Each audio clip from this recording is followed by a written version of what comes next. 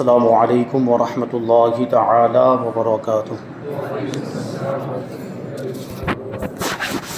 نحمده ونصلی ونسلم علی رسولہ الکریم، اما بعد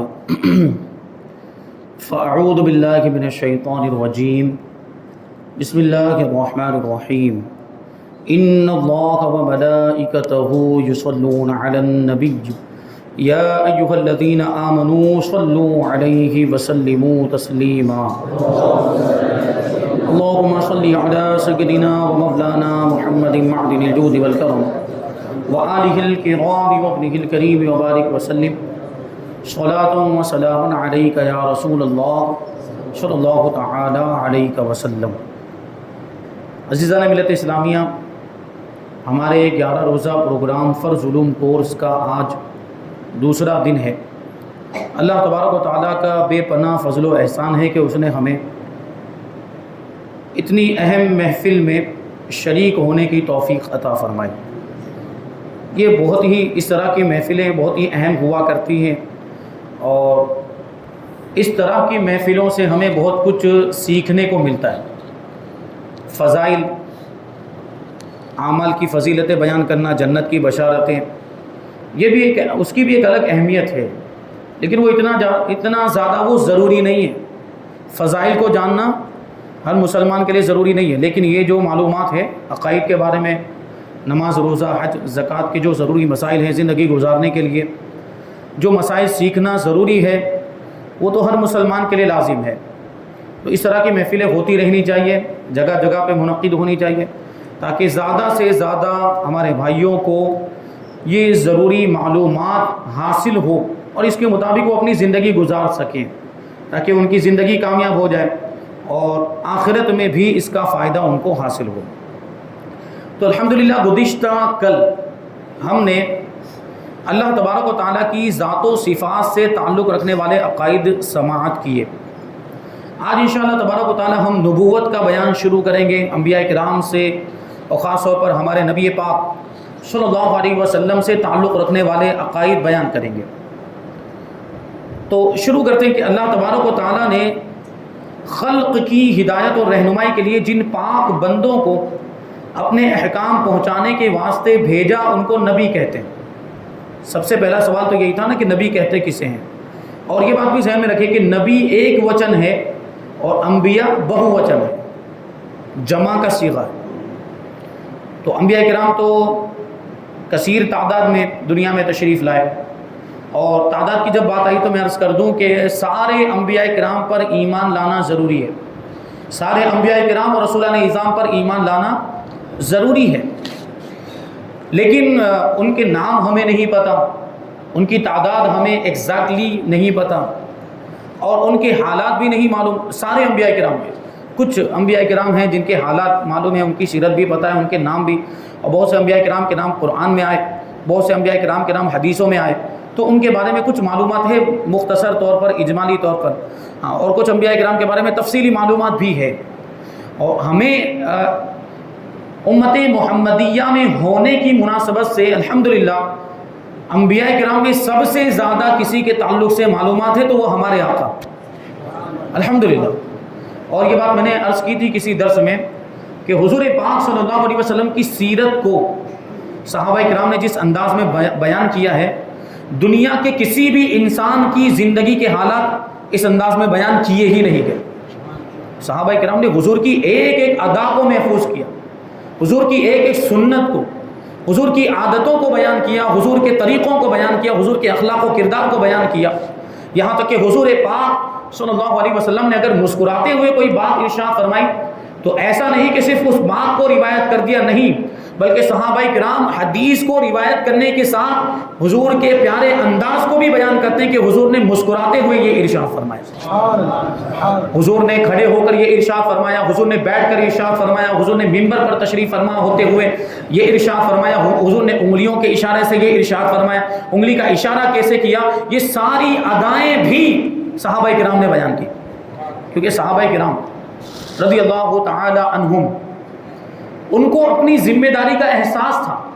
صحابہ کرام یہ بات جان رہے تھے کہ ہمارے آقا یہ آخری نبی ہیں، خاتم النبیین ہیں، صحابہ کا یہ عقیدہ، ہمارا بھی وہی عقیدہ، اور یہی قرآن و حدیث میں بیان کیا گیا۔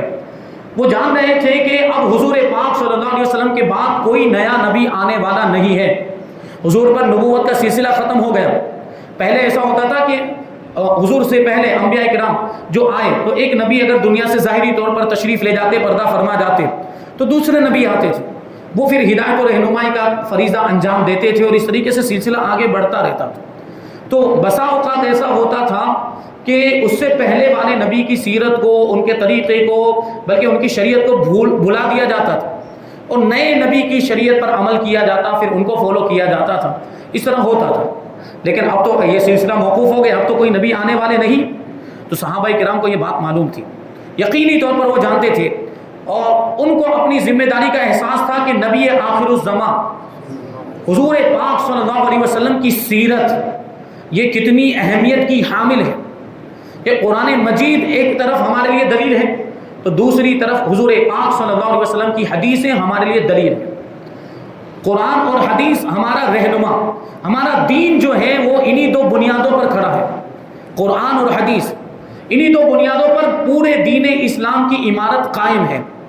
اور قرآن کو تو پھر صحابہ کرام نے محفوظ کیا ہی، ساتھ میں حضور پاک صلی اللہ علیہ وسلم کی حدیثوں کو بھی محفوظ کیا، حضور کی سنتوں کو بھی محفوظ کیا، حضور کی عادتوں کو، حضور کے طور طریقے کو، حضور کے اٹھنے بیٹھنے کو، کھانے پینے کے طریقے کو، ساری چیزوں کو صحابہ کرام نے محفوظ کیا، بیان کیا، اپنے بعد والوں تک پہنچایا، اور ان کو نصیحتیں کی، ان کو تلقین کی کہ وہ ان کے بعد والوں کو بتائیں، اور ان کو تلقین کریں کہ وہ ان کے بعد والوں کو بتائیں۔ اس طرح یہ سلسلہ قیامت تک چلتا رہے، کیونکہ قرآن اور حدیث کی ضرورت تو قیامت تک باقی رہے گی۔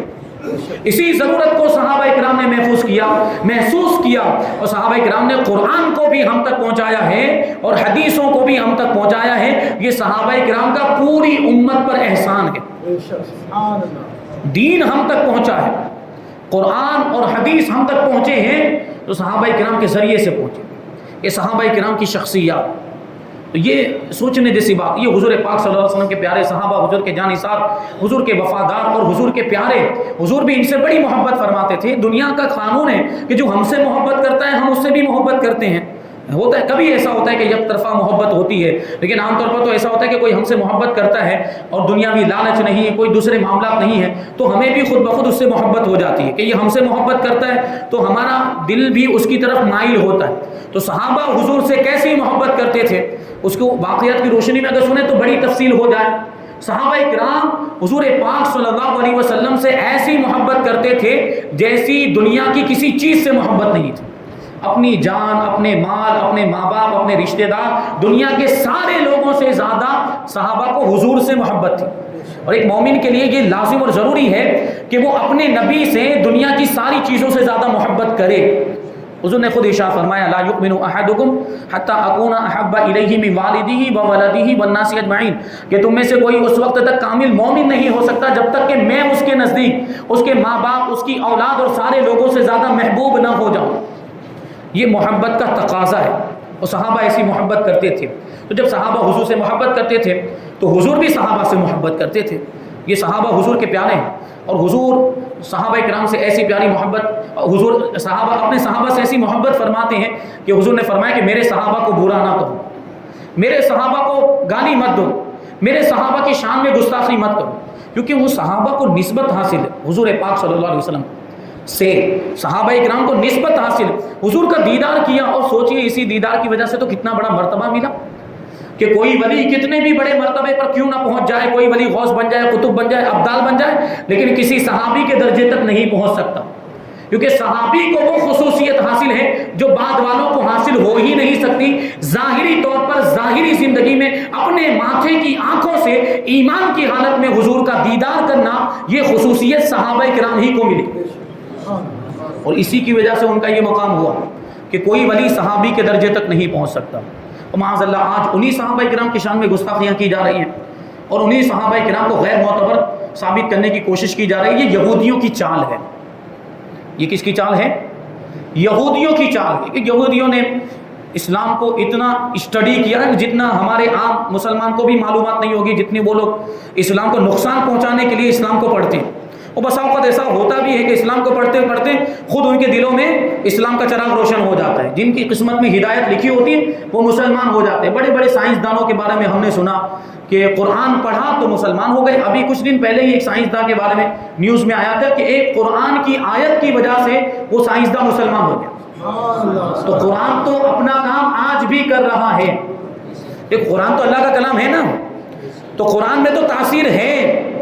قرآن تو اپنا اثر کرتا ہے. ہمارے عمل میں تاثیر نہیں رہی, ہمارے اعمال بگڑ گئے. ہم کو دیکھ کر کوئی متاثر نہیں ہوتا, بلکہ ہم کو دیکھ کر تو متنفر ہو جاتے ہیں لوگ. یہ مسلمان ایسے, مسلمان کے عمل ایسے, یہ بات ہوتی ہے. قریب ہوتا بھی دور ہو جائے, ہمارے اعمال ایسے ہیں. لیکن قرآن پاک تو اسی حالت میں آج بھی موجود ہے. ہمارا عقیدہ ہے اس کی حفاظت کی ذمہ داری پروردگار نے لی, اور پروردگار جس کی حفاظت کی ذمہ داری اپنے ذمہ کرم پر لے, کیا اس میں ایک بھی زبر یا زیر بدلا جا سکتا ہے؟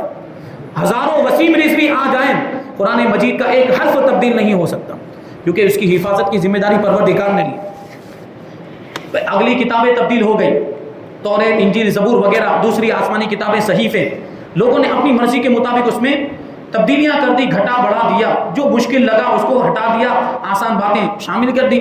اگلی کتابوں کے اندر توریت اصلی حالت میں موجود نہیں, زبور اصلی حالت میں موجود نہیں, انجیل اس کو بائبل کہتے ہیں لیکن وہ بھی اصلی حالت میں موجود نہیں. اس کے کئی نسخے بازار میں ملتے ہیں, بہت زیادہ اختلافات پائے جاتے ہیں اس کے اندر. لیکن قرآن مجید جیسا 1450 سال پہلے تھا آج بھی اسی حالت میں, ایک بھی زبر زیر تبدیل نہیں ہوا. کیونکہ قرآن مجید قیامت تک کے لیے یہ کتاب ہدایت, لوگوں کی ہدایت کے لیے نازل کیا گیا, تو قیامت تک کے لیے اس کا محفوظ ہونا بھی تو ضروری ہے, تبھی تو ہدایت ثابت ہو پائے. اس لیے اللہ تبارک و تعالیٰ نے قرآن مجید کو محفوظ کر دیا. تو قرآن مجید تو اس انداز میں محفوظ ہوا, اور حدیثوں کو بھی صحابہ کرام نے محفوظ کیا اس کی اہمیت کو سمجھتے ہوئے, کیونکہ صحابہ ہیں جنہوں نے قرآن اور حدیث ہم تک پہنچایا. تو میں کہہ رہا تھا کہ یہ یہودیوں کی سازش ہے کہ وہ صحابہ کرام کو غیر معتبر ثابت کر رہے ہیں. معاذ اللہ, صحابہ کرام کی شان میں گستاخیاں کرتے ہیں, صحابہ کرام کی شان میں برا بھلا, یہ ان کے ایجنٹ ہیں, کچھ یہودیوں کے ایجنٹ ہیں جو یہ کام کر رہے ہیں, صحابہ کو غیر معتبر ثابت کرنے کی کوشش. کیوں؟ کیونکہ صحابہ اگر غیر معتبر ہو گئے تو پورا دین اسلام ہی غیر معتبر ہو جائے گا. کیوں؟ میں نے ابھی عرض کیا کہ قرآن و حدیث ہمیں کن کے ذریعے پہنچائے؟ صحابہ کے ذریعے. تو صحابہ غیر معتبر تو پھر قرآن بھی غیر معتبر, صحابہ غیر معتبر تو پھر حدیث بھی غیر معتبر ہو جائے گی. اور میں نے ابھی عرض کیا کہ اسلام کی عمارت تو قرآن و حدیث پر کھڑی ہے. جب قرآن و حدیث غیر معتبر تو پورا دین اسلام ہی غیر معتبر ہو جائے گا. یہی وہ لوگ سازش کر رہے ہیں, یہودیوں کی یہ سازش ہے.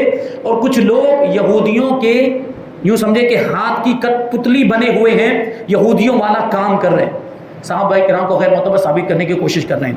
بہرحال اللہ تبارک و تعالیٰ نے انبیاء کرام کو بھیجا تو بات کہاں سے کہاں نکل گئی, تعداد کی بات چل رہی تھی کہ انبیاء کرام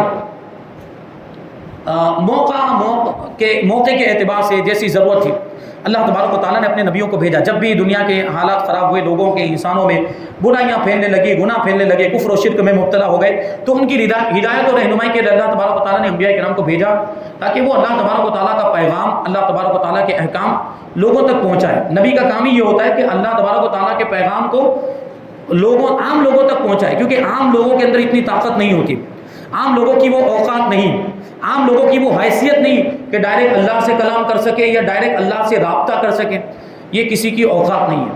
تو کوئی ایسا بیچ میں ہونا چاہیے جو اللہ تبارک و تعالیٰ سے احکام لے کر عام لوگوں تک پہنچائے.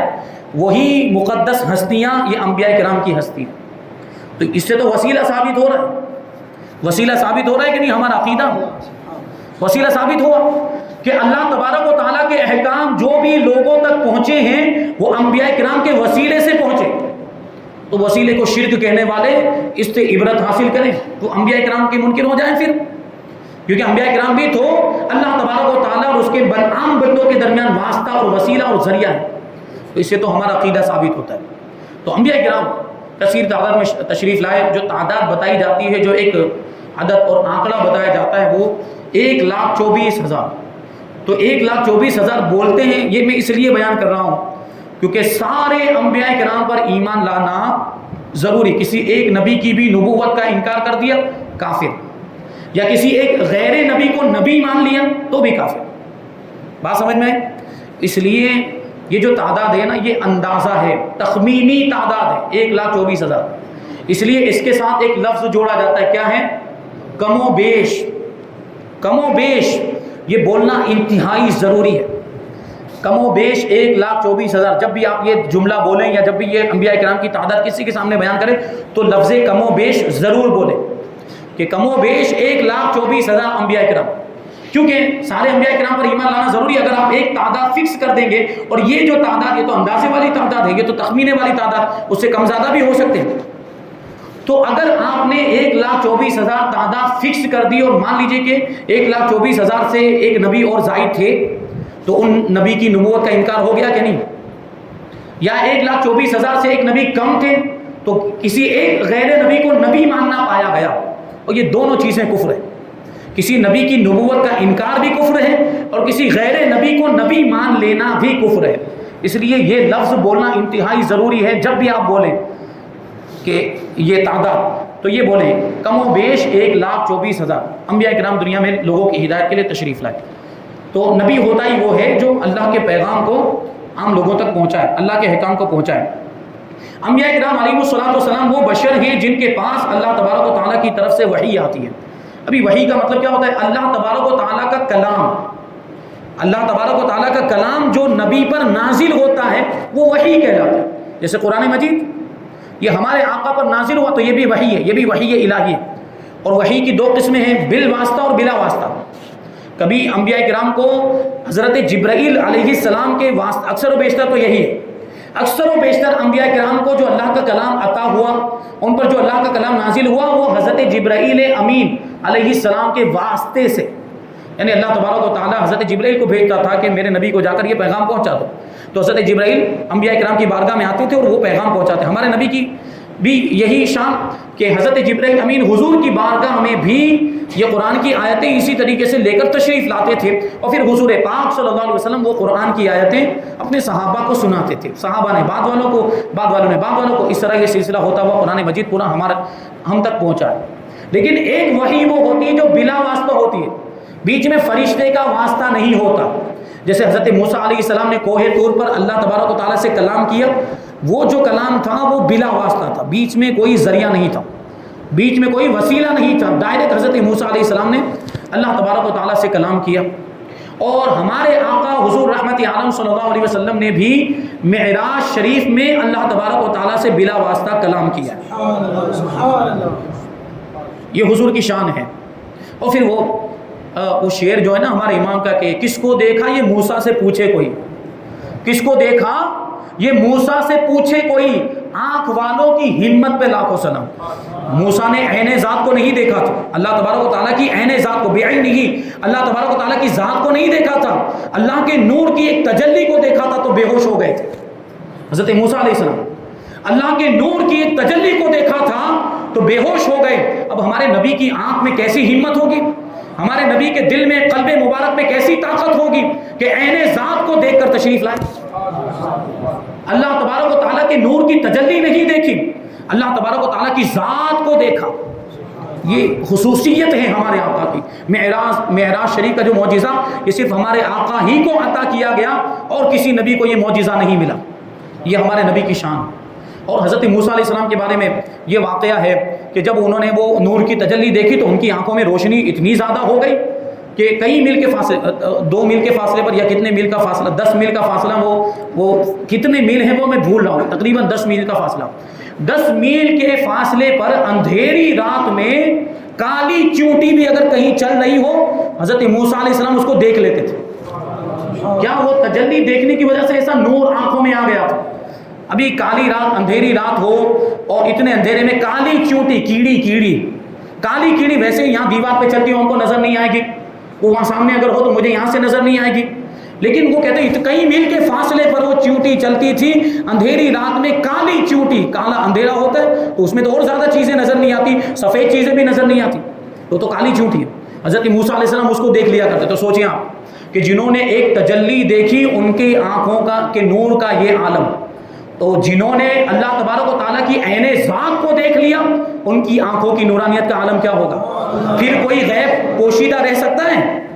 پھر کوئی غیب نبی کی، ہمارے آقا کی نگاہوں سے پوشیدہ رہ سکتا ہے؟ اس لیے تو ہمارے امام نے کہا اور کوئی غیب کیا تم سے نہا ہو بھلا، اور کوئی غیب کیا تم سے نہا ہو بھلا، جب نہ خدا ہی چھپا تم پہ کروڑوں درود۔ جب خدا کو دیکھ لیا، وہ خدا سب سے بڑا غیب ہے، خدا سب سے بڑا غیب ہے، جب خدا کو دیکھ لیا تو اور کوئی دوسرا غیب اور کوئی چھپی ہوئی چیز نبی کی نگاہوں سے اوجھل لے سکتی ہے؟ یہ ہمارے نبی کا علم غیب ہے۔ یہ ہمارے مخالفین وہابی دیوبندی علم غیب کا انکار کرتے ہیں، حالانکہ معراج کا واقعہ قرآن کے اندر بیان ہوا ہے، حدیثوں کے اندر بیان ہوا ہے۔ بہرحال بات آگے نکل گئی۔ تو یہ فرشتے جو ہوتے ہیں وہ اللہ تبارک و تعالیٰ کی، فرشتوں میں بھی خاص حضرت جبرائیل علیہ السلام، یہ اللہ تبارک و تعالیٰ کا پیغام لے کر انبیاء کرام کے پاس آتے تھے، تو وہ وحی نازل ہوتی تھی اللہ کا کلام، تو کبھی بالواسطہ اور کبھی بلا واسطہ۔ تو یہ بات ہوئی۔ اب آگے فرماتے ہیں کہ انبیاء کرام علیہ السلام گناہوں سے پاک ہیں، ان سے کوئی بھی گناہ ہونا ناممکن اور محال ہے، چھوٹا گناہ بھی نہیں ہو سکتا، بڑا گناہ بھی نہیں ہو سکتا۔ ان کی عادتیں، ان کی خصلتیں، ان کا اخلاق و کردار، ان کے طور طریقے نہایت ہی پاکیزہ ہوتے ہیں، کیونکہ دیکھیں نبی کو لوگوں کی ہدایت کے لیے بھیجا جاتا ہے، نبی کو لوگوں کی رہنمائی کے لیے بھیجا جاتا ہے۔ اگر نبی کے اندر کوئی نفرت والی چیز ہوگی، اگر نبی کی ذات میں کوئی ایسی چیز ہوگی جس سے لوگوں کو گھن محسوس ہو، تو لوگ اس کے قریب ہوں گے یا دور ہو جائیں گے؟ دور ہوں گے۔ جبکہ نبی کا مقصد کیا ہے؟ لوگوں کو کی رہنمائی کرنا، لوگوں کو قریب کرنا۔ تو اگر کوئی ایسی چیز ہوگی کہ جس سے لوگ دور ہو جائیں تو نبی کو بھیجنے کا مقصد پورا نہیں ہو پائے گا۔ اور دوسری بات کہ اللہ تبارک و تعالیٰ انسانوں میں سے ان خاص بندوں کا انتخاب فرماتا ہے، انبیاء کرام کو چنتا ہے اس منصب کے لیے۔ تو اللہ تبارک و تعالیٰ جن کو چنے، اللہ تبارک و تعالیٰ جن کا انتخاب فرمائے نبوت کا منصب عطا فرمانے کے لیے، پھر وہ انسان کیسے ہوں گے آپ سوچیں۔ وہ ساری خوبیاں اللہ تبارک و تعالیٰ ان کو عطا فرما کے بھیجتا ہے، پھر ان کی خصلتیں بھی ویسی، ان کی عادتیں بھی انتہائی پاکیزہ ہوتی، ان کا اخلاق و کردار بھی انتہائی اعلیٰ قسم کا ہوتا ہے، ان کا نام بھی، ان کا نسب یعنی ان کا خاندان، ان کا جسم بھی انتہائی اعلیٰ، یعنی جسم کے اندر بھی کوئی خرابی، کوئی نقصان، کوئی بیماری، کوئی کمی یہ نہیں ہوتا۔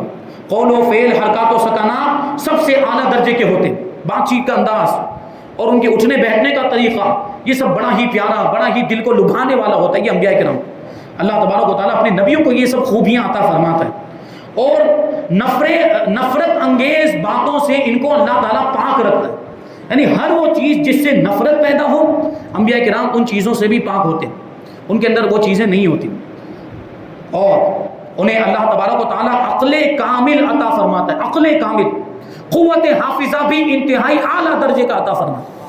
وہ عقل کامل ہونا ضروری بھی ہے تاکہ اللہ کے کلام کو سن کر، اس کو یاد کر کے، اس کو سمجھ کر لوگوں تک پہنچا سکے، یہ انتہائی ان کا سب سے اہم فریضہ ہے، تو اس کے لیے عقل بھی کامل ہونا ضروری ہے۔ تو وہ انسان کامل، انبیاء کرام جو ہوتے ہیں وہ انسانوں میں بھی سب سے زیادہ کامل اور مکمل انسان ہوتے ہیں، اور ان انبیاء کرام میں بھی اگر کوئی سب سے زیادہ مکمل اور کامل اور سب سے زیادہ خوبیوں کا حامل ہے تو وہ ہمارے نبی صلی اللہ علیہ وسلم۔ بلکہ حضور کے بارے میں تو وہ ایک کتاب، اس کا نام بھول رہا ہوں، اللہ تعالیٰ توفیق عطا فرمائے، درود شریف پڑھیں، اللہم صلی علی سیدنا و مولانا محمد معدن الجود والکرم وآلہ الکرام وابنہ الکریم وبارک وسلم صلاۃ و سلام علیک یا رسول اللہ۔ شفا شریف کے اندر یا کسی اور کتاب کے اندر کی بات لکھی ہوئی ہے کہ اگر نبی پاک صلی اللہ علیہ وسلم کی عقل مبارک اور دنیا کے سارے لوگوں کی عقل کا موازنہ کیا جائے، مقابلہ کیا جائے، حضور کی عقل کو ایک طرف رکھا جائے اور دنیا کے سارے لوگوں کی، مطلب اب دنیا کے اندر تو وہ کم عقل لوگ بھی ہیں، اور دنیا کے اندر دنیا کے اعتبار سے بہت بڑے بڑے عقل مند بھی گزرے، کیسے کیسے عقل مند گزرے ہیں جن کو تسلیم کیا گیا، جن کو مانا گیا، ان کی عقل مندی کو مانا گیا۔ تو کہتے ہیں کہ اگر حضور کی عقل کے ساتھ ساری دنیا کے لوگوں کی عقل کا مقابلہ کیا جائے تو حضور کی عقل کے مقابلے میں سارے دنیا کے لوگوں کی عقل کو وہی نسبت حاصل ہوگی جو ایک ریت کے میدان کے مقابلے میں ریت کے ایک ذرے کو حاصل ہوتی ہے۔ ریت کا ایک ذرہ، پورا ریگستان ہے، پورے ریگستان کے مقابلے میں ریت کے ایک ذرے کی کیا حیثیت ہوتی ہے؟ حضور کی عقل کے مقابلے میں سارے انسانوں کی عقل کی وہی حیثیت ہے۔ سوچیں حضور کو کیسی عقل عطا فرمائی گئی۔ تو انبیاء کرام کو عقل کامل عطا ہوتی ہے، دنیا کا بڑے سے بڑا عقل مند بھی ان کی عقل کے کروڑویں حصے تک بھی نہیں پہنچ سکتا۔ یہ انبیاء کرام کی شان ہے، انہیں اللہ تبارک و تعالیٰ غیب پر مطلع فرماتا ہے، علم غیب عطا فرماتا ہے، اور وہ رات دن اللہ تبارک و تعالیٰ کی اطاعت و عبادات میں مشغول رہتے، کبھی بھی گناہ کا کام نہیں کرتے، کبھی بھی نافرمانی نہیں کرتے، ہمیشہ اللہ تبارک و تعالیٰ کی فرما برداری کے کاموں میں لگے رہتے ہیں اور بندوں کو اللہ تبارک و تعالیٰ کے حکم پہنچاتے اور اس کا رستہ دکھاتے ہیں۔ نبوت بہت بلند اور بڑا مرتبہ ہے، کوئی شخص عبادت وغیرہ کے ذریعے سے نبوت حاصل نہیں کر سکتا. یعنی یہ ایسا نہیں کہ خوب زیادہ نمازیں پڑھ لی، خوب زیادہ عبادت کر لی تو نبی ہو گیا، یہ نہیں. بلکہ ولایت کے بارے میں بھی یہ حکم ہے کہ ولایت کا درجہ بھی یہ اللہ کا عطیہ ہے، کوئی اپنے اعمال کے ذریعے سے ولایت کا درجہ حاصل نہیں کر سکتا. ابھی میں مغرب کے بعد عرض کر رہا تھا کہ ایسا نہیں ہے کہ کسی نے پوری زندگی عبادت کی ہو تو ولی بن جائے. ہم نے بہت سے ایسے لوگ دیکھے، یا ایسے بہت سے لوگ ہوتے بھی ہیں کہ پوری زندگی نمازیں پڑھتے رہے، پوری زندگی عبادت کرتے رہے، لیکن ولایت کا درجہ نہیں ملا. اور اس کے مقابلے میں کبھی ایسا بھی ہوتا ہے کہ ایک جھٹکے میں ولایت کا درجہ مل جاتا ہے. حضرت بشر حافی کی میں نے مثال دی کہ وہ صرف بسم اللہ کا انہوں نے ادب کیا تو ولایت کا درجہ مل گیا. تو کبھی ایسا بھی ہوتا ہے کسی ہمارے نیک کام کی برکت سے اللہ تعالیٰ راضی ہو جاتا ہے تو اللہ تبارک و تعالیٰ راضی ہو کر اس بندے کو پھر ولایت کا درجہ بھی عطا فرما دیتا ہے. تو نبوت کا بھی یہی معاملہ کہ اپنے عمل کے ذریعے سے کوئی بھی بندہ نبوت کا منصب حاصل نہیں کر سکتا، چاہے عمر بھر روزہ دار رہے، پوری زندگی روزہ رکھتا رہے، رات بھر سجدوں میں رویا کرے، تمام مال و دولت اللہ کی راہ میں صدقہ کر دے، اپنے آپ بھی اس کے دین پر فدا ہو جائے، مگر اس سے نبوت نہیں مل سکتی، اس سے نبوت نہیں پا سکتا. نبوت اللہ تبارک و تعالیٰ کا فضل ہے، جسے چاہے عطا فرماتا ہے. اور یہ بھی حضور صلی اللہ علیہ وسلم کا سلسلہ تھا نبوت کا، حضور پر یہ سلسلہ موقوف ہو گیا. اب کوئی نیا نبی پیدا ہو ہی نہیں سکتا. اب کوئی نبوت کا دعویٰ کرے وہ جھوٹا ہے. اور ہم نیا نبی کہتے ہیں کیونکہ پرانے نبی آئیں گے. کون؟ حضرت عیسیٰ علیہ السلام. حضرت عیسیٰ علیہ السلام کو آسمان پر اٹھا لیا گیا ہے، وہ قیامت کے قریب آسمان سے نازل ہوں گے. تو نیا نبی ہم اسی لیے کہتے ہیں کہ کوئی نیا نبی نہیں آئے. حضرت عیسیٰ علیہ السلام آئیں گے، لیکن حضرت عیسیٰ علیہ السلام بھی آئیں گے تو حضور کے امتی بن کر آئیں گے اور حضور کی شریعت پر ہی عمل کریں گے، حضور کی شریعت کے مطابق فیصلے کریں گے. یہ بھی تو ہمارے آقا کی شان. اور انبیاء کرام نے بھی، اگلے انبیاء کرام نے بھی حضور کی امت میں ہونے کی تمنائیں کی ہیں. یہ سوچیں آپ کہ انبیاء کرام کا مرتبہ آپ سماعت کر رہے ہیں کہ ان کا مقام کیسا ہے. وہی انبیاء کرام انہوں نے اپنی جو ان پر کتابیں نازل ہوئی اس میں جب حضور کے اوصاف دیکھے، حضور کی خوبیاں جو اس میں بیان کی، حضور کی علامتیں اور نشانیاں جب دیکھی، حضور کا مقام و مرتبہ دیکھا تو انہوں نے بھی خواہش کی تھی، انہوں نے بھی تمنائیں کی تھی انبیاء کرام نے، اگلے انبیاء کرام نے، کہ کاش کہ ہمیں بھی امت محمدیہ میں شامل ہونے کا موقع مل جاتا. تو سوچیں انبیاء کرام امت محمدیہ میں شامل ہونے کی تمنا کر رہے ہیں اور ہمیں تو اللہ تعالیٰ نے شامل کر دیا ہے. کتنا بڑا احسان ہے. جس منصب کو اور جس مقام کو حاصل کرنے کی انبیاء کرام آرزو کرتے ہوں وہ منصب ہمیں مل چکا ہے. تو ہمیں اس کی کتنی قدر کرنی چاہیے. ہم حضور کے امتی ہیں، امت محمدیہ کہلاتے ہیں، آخری نبی کے امتی ہیں، خاتم النبیین کے امتی ہیں، ایسے نبی کے امتی ہیں جن سے بہتر کوئی انسان ہے ہی نہیں، جن سے بڑا مرتبہ اللہ کے بعد کسی کا ہے ہی نہیں. بعد از خدا بزرگ تو یہ قصہ مختصر. اللہ کے بعد اگر کسی کا سب سے بڑا مرتبہ ہے وہ ہمارے آقا کا، تو اللہ کا کتنا بڑا احسان، بلکہ سب سے بڑا احسان ہے کہ اس نے ہمیں نبی آخر الزمان کی امت میں پیدا کیا. تو ہمیں اس کا کتنا شکر ادا کرنا چاہیے اور ہمیں اس کی قدر کرنی چاہیے. اور حضور کے قدموں کی برکت سے ہمیں پوری دنیا کا سردار بنایا گیا، بہترین امت بنایا گیا، سب سے افضل امت بنایا گیا، کیونکہ سب سے افضل نبی سے ہمیں نسبت حاصل ہے. سب سے افضل نبی کی ہم امت ہیں تو اسی وجہ سے ہمیں بھی افضل کہہ دیا، ہمیں بھی افضل بنا دیا گیا حضور کے قدموں کی برکت سے. بنا ہمارے اعمال ایسے نہیں، ہماری کیا اوقات، ہماری کیا حیثیت ہے کہ ہمیں اتنا بڑا منصب مل جائے، ہمیں اتنا بڑا مرتبہ مل جائے. یہ تو حضور کی نسبت کی برکت ہے، یہ حضور کے قدموں کی برکت ہے. حضور کی امت میں شامل ہو گئے تو اتنا بڑا مرتبہ ہو گیا. رات بھر سجدے کر کے بھی اس نعمت کا شکریہ ادا کریں، ادا نہیں ہو سکتا. تو ہمیں کیا کرنا چاہیے؟ ہمیں اس نعمت کے شکریہ میں کیا کرنا چاہیے؟ حضور کی پیروی. حضور کا اگر ہم شکریہ ادا کرنا چاہتے ہیں تو کیا کرنا ہے؟ حضور کی پیروی اتباع، یعنی حضور نے جو کرنے کا ہمیں حکم دیا وہ کریں، اور جن چیزوں سے ہمیں حضور نے روکا اس سے رک جائیں. حضور کی سنتوں پر عمل کریں، حضور کے پیارے طریقوں پر عمل کریں، حضور کی جو شریعت جو حضور نے ہمیں عطا کی اس پر عمل کریں. تو اس سے ہمارے آقا راضی ہوں گے، اور جب حضور راضی تو اللہ راضی، اللہ راضی تو جنت پکی. تو جنت میں جانا چاہتے ہیں تو حضور کی پیروی کریں. اور اللہ کا محبوب بننے کا نسخہ تو قرآن نے خود بیان کر دیا. قل ان کنتم تحبون اللہ فاتبعونی یحببکم اللہ ویغفر لکم ذنوبکم. اے محبوب آپ فرما دیجئے کہ اگر تم اللہ کو محبوب رکھتے ہو، اللہ سے محبت کرتے ہو تو میری اتباع کرو، میری پیروی کرو. اللہ تمہیں اپنا محبوب بنا لے گا اور اور تمہارے گناہوں کو بخش دے گا۔ اللہ کے محبوب بننے کا، اگر ہم چاہتے کہ ہم اللہ کے محبوب بن جائیں، پسندیدہ بندے بن جائیں، تو حضور کی پیروی کریں، حضور کی اتباع کریں۔ اللہ تبارک و تعالی ہمیں اپنا محبوب بنا لے گا۔ اللہ کا محبوب بننے کا انتہائی آسان نسخہ ہمیں قرآن نے بتایا ہے، لیکن ہم اس کی طرف توجہ نہیں دیتے، تو پھر یہ مصیبتیں آتی ہیں، یہ آفتیں بلائیں، یہ ہمارے اعمال کی وجہ سے آتی ہیں۔ تو یہ نبوت جو مقام، یہ جو درجہ ہے، یہ مقام درجہ اللہ تبارک و تعالیٰ کا فضل ہے، جسے چاہے عطا فرماتا ہے۔ نبی کی فرما برداری فرض ہے۔ انبیاء کرام علیہ الصلوۃ والسلام تمام مخلوق سے افضل ہیں، ان کی تعظیم و توقیر فرض، اور ان کی ادنا توہین اور ان کی شان میں ادنا گستاخی یا ان کو جھٹلانا کفر ہے۔ ان کی شان میں ادنا سی بھی گستاخی، تھوڑی سی بھی گستاخی اگر، اور دنیا کے اعتبار سے وہ تھوڑی ہو سکتی، ورنہ گستاخی تو گستاخی ہے، چاہے چھوٹی ہو یا بڑی ہو۔ نبی کی شان میں گستاخی کی، کافر۔ تو ہمارے علماء نے جو یہ وہابیہ دیا بنا پر جو فتوے لگائے، ان کا کوئی ذاتی اختلاف نہیں تھا، پیسوں کے لین دین کا معاملہ، زمین جائیداد کا معاملہ نہیں تھا کہ فتوے لگائے، یہاں نبی کی شان کی بات تھی، اور جب نبی کی شان کی بات آتی تو ایک عاشق خاموش نہیں رہ سکتا، عاشق پھر جواب دیتا ہے، وہ بھی کیسا دندان شکن جواب دیتا ہے۔ تو حضور کی شان میں گستاخی ہو تو ہمیں خاموش نہیں رہنا چاہیے، اس کا جواب دینا ہم پر لازم ہو جاتا ہے، ضروری ہو جاتا ہے۔ تو یہ انبیاء کرام ہیں۔